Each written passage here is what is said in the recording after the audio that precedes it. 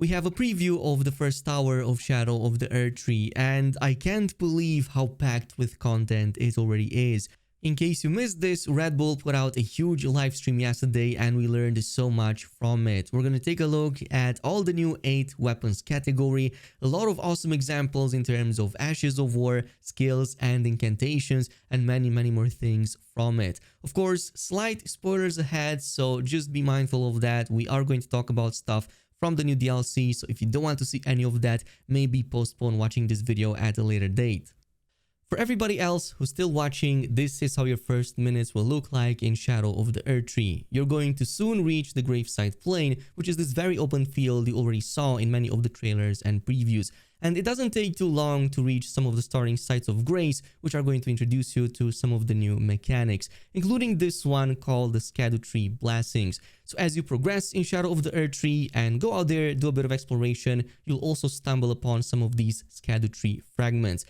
Once you get a bunch, you can head over at any site of grace and consume these fragments at this brand new entry you see in the menu.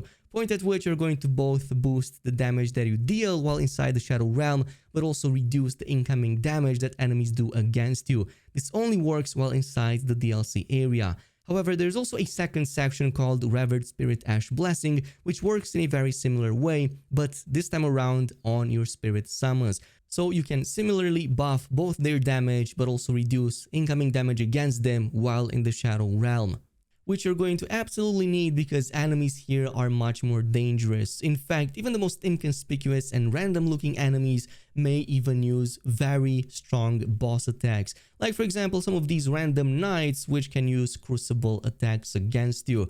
But there's even higher level variants such as this that can randomly attack you with Radagon's own spells. This is definitely something that will keep you on your toes. Also, while on the subject of enemies, the Divine Beast Dancing Lion, which is one of the first bosses we get to fight, a very interesting detail about his abilities is that his head and the bottom are separated. So if you hit that middle section, you're actually not going to hit anything. You're not going to do any damage, so you have to focus on either one or the other part of the body, which seems very interesting.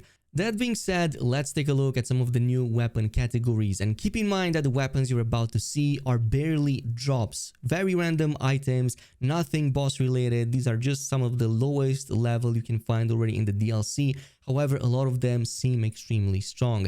Beginning with the light greatsword, we have the Milady. This is one of the first new categories in the DLC, and the Milady comes with a very interesting skill, which is the wing stance. It's this one in which you can extend your sword and then unleash a very stylish flurry of attacks. So this comes with a B scaling dexterity if you set its affinity to keen, meaning that our dexterity build can definitely make use of it. But there are 2 types of attacks that you can pull off with this one at the very least. The first one is the light attack chain, in which you extend that weapon to your side, and you can also actually hold it for quite a bit longer in a way to anticipate any enemy that might get close to you. And then you can unleash it at the right moment to basically overwhelm them with a flurry of attacks.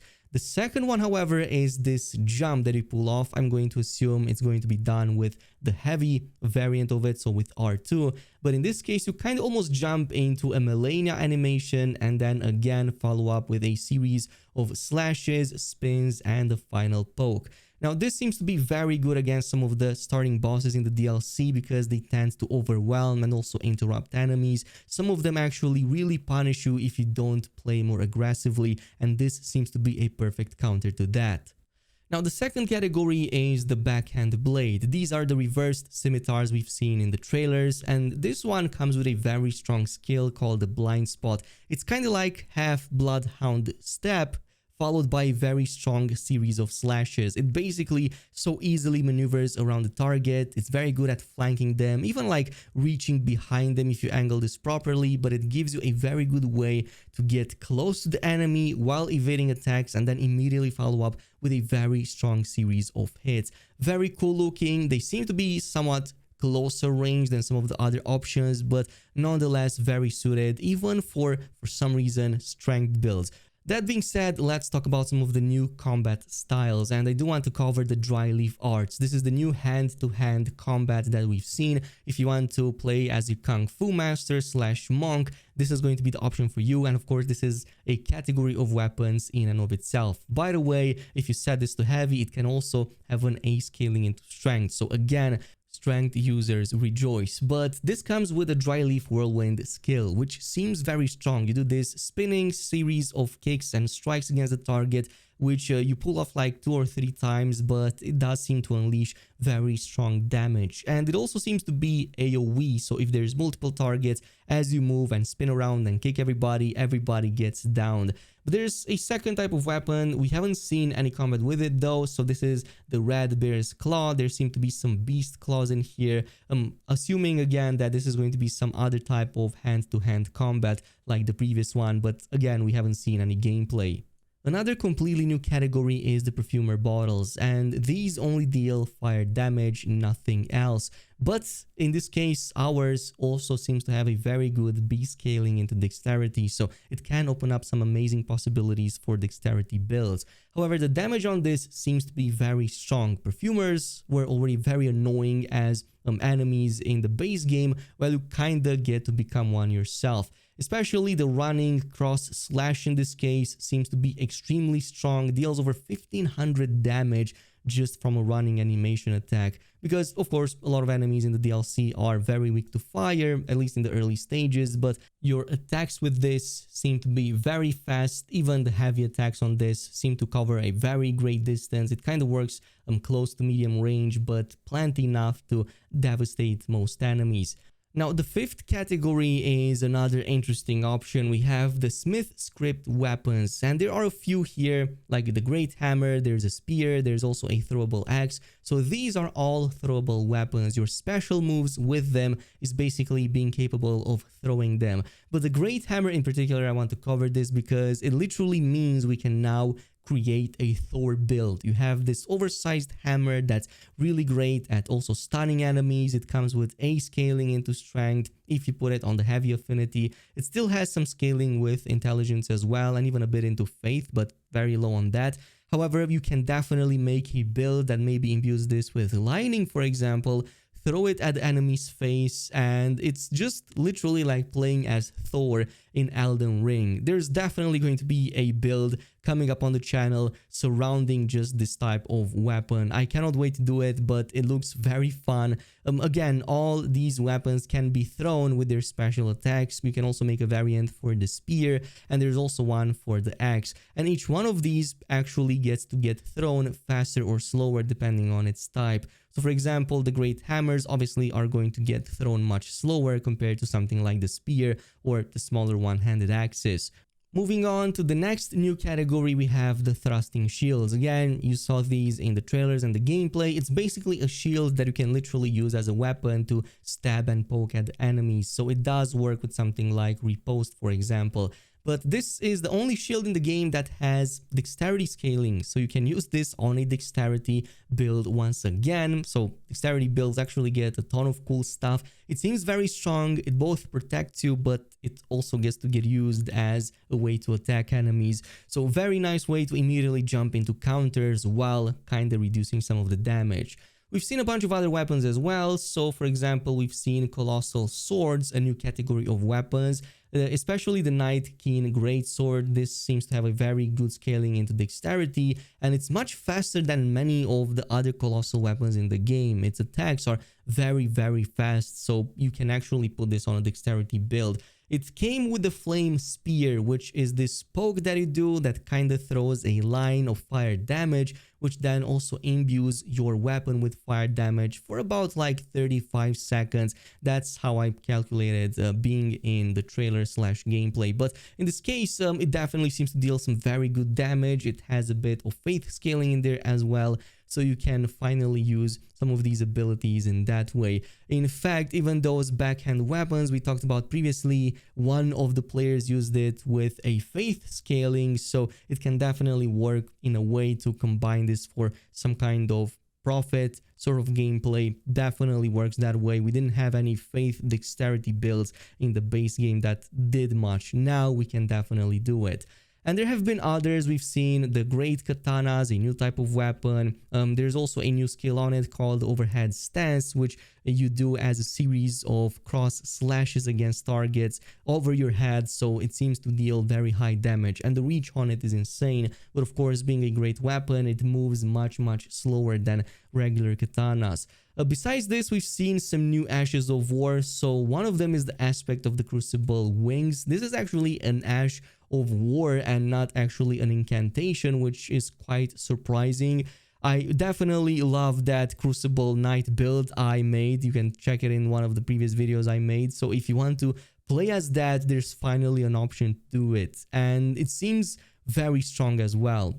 With that out of the way, let's also talk about some of the new spells. We have ones for each category just in the starting moments. So one of them is the Gravitational Missile, which fires this bolt of gravity that explodes at the impact zone and also pulls in the targets. Of course, the smaller they are, the easier they are pulled, but this can also work eventually on bosses if you spam it enough, which seems to be rather spammable, and it has a pretty fast cast animation, so you can definitely go with Meteorite of Astel and this and kinda focus on a gravity build. You can definitely cast some high damage against the bosses, assuming that you can hit them. Another one is this very interesting Glintstone Nail and the Glintstone Nails. There's also sorcery version that shoots more of these.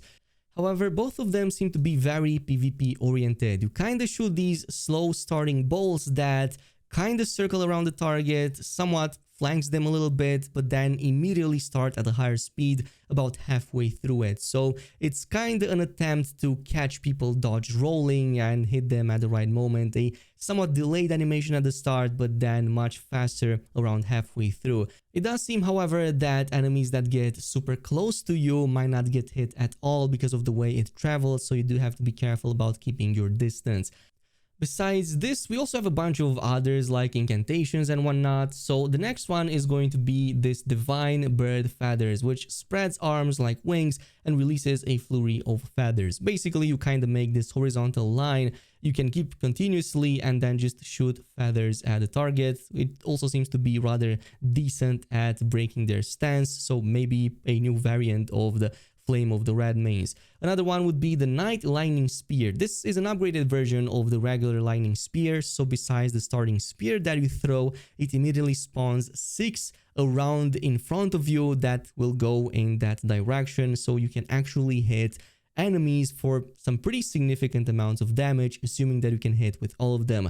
And they definitely seem to all home in on the target, assuming that it's body isn't actually behind the spawn point of it. So if it kind of hugs you, you're going to probably miss quite a few of them. But looks really awesome, if I might say so. And it doesn't cost too much, about 36 FP in this case, but obviously it wasn't completely optimized, so a lot of that can be reduced. Plus it has 36 faith requirement, meaning that, yeah, definitely this is something that you will need on a faith build.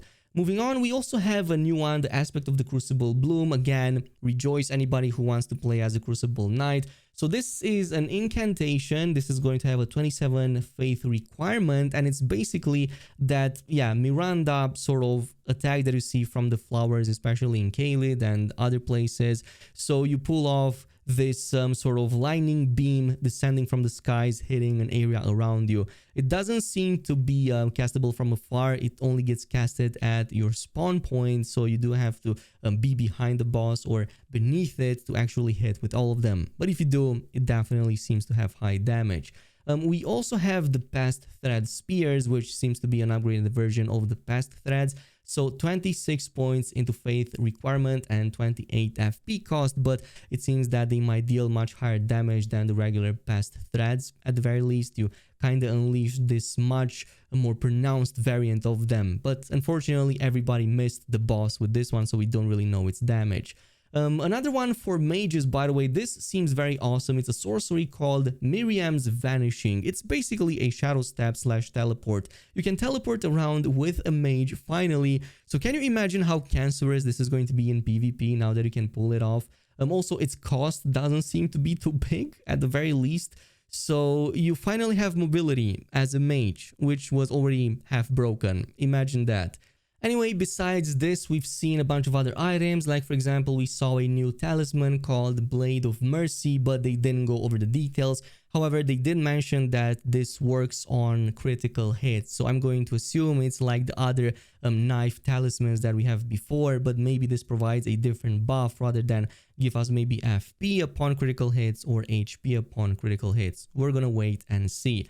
The only other thing we haven't covered is, of course, the crosses that we've seen in the trailers and all around the place. Of course, Miquella's cross, this is basically going to represent his footsteps in the realm of shadows, and this is going to lead us to him. But we can also interact with them, which is going to give us a vision of what he's up to in the realm of shadows. So maybe filling the gaps of the story and maybe filling the gaps of what's happening in the realm of shadows, what's the connection to Mesmer, and so on and so forth.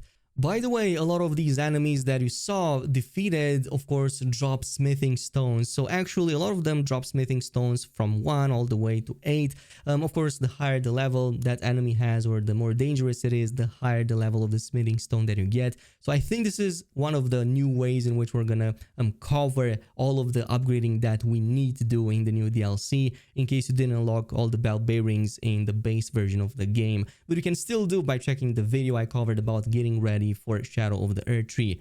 Also, we have a bunch of very awesome new summons. We've seen quite a few of them actually. Of course, that Black Knight Commander Andreas we saw attacking us previously can also be a summon, and we've seen like at least 3 summons in the playthrough already, but probably there's going to be a lot more. Again, some that we can upgrade via those fragments we talked about previously. And with that, we're pretty much done with all the new details before Shadow of the Erdtree. Of course, we're gonna follow up soon with a ton of more content, guides, and gameplay, so make sure you stay tuned for that. If you did enjoy this video at any point, a thumbs up on it would be appreciated, and also make sure to subscribe and activate that notification bell. Thanks so much for watching, and I'll see you in the next video.